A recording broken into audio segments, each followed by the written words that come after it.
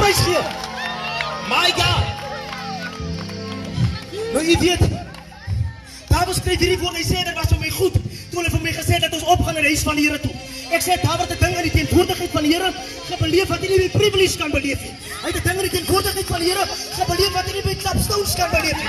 Ek sê, hy het 'n ding in die teenwoordigheid van die Here gebeleef wat hy nie by, Here, as jy kan beleef nie.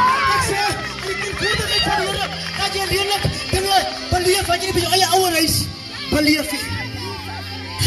Nou, paar tyd gelede, lees ek hierdie woord in die boeke van Psalm 121, die opskrif. Nou die opskrif sê, op pad. Nou het ek hierdie woorde lees, vraag vir myself, Here, op pad van toe.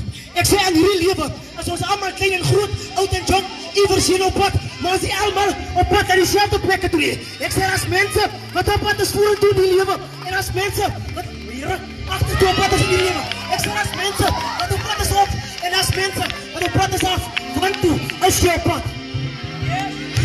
Die woord van Here sê, daar is 'n weg wat vir die mens so reg lyk in sy eie oë, maar die weer is die einde van die dood.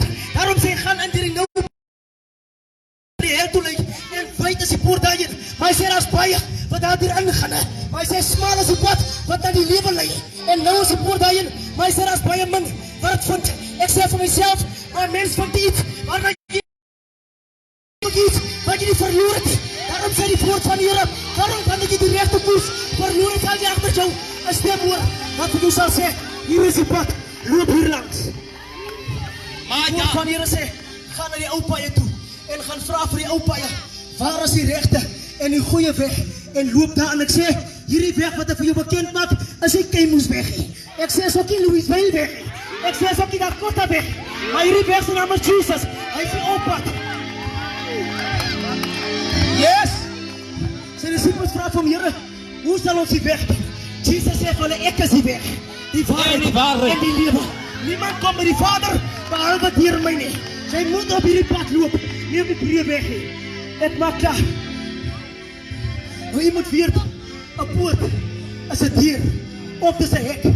Vir julle wat nou 'n foon by my vriend gekoop in die dorp, en jy gesien wanneer jy 'n foon koop, en hy foon kom breek by en jy vat hom terug na my vriend toe. My vriend gaan vir jou voor die Here, gaan my vriend jou verloon.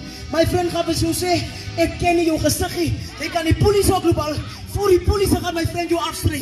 Oei Here, dan sê my vriend, I don't know this face. Hier kan many faces, soos daar baie mense ook voor die Here staan. En die Here sal sê, gaan weg van my af. Ek jou nooit geken nie. Vervloek het, daarom moet jy hierdie pad loop.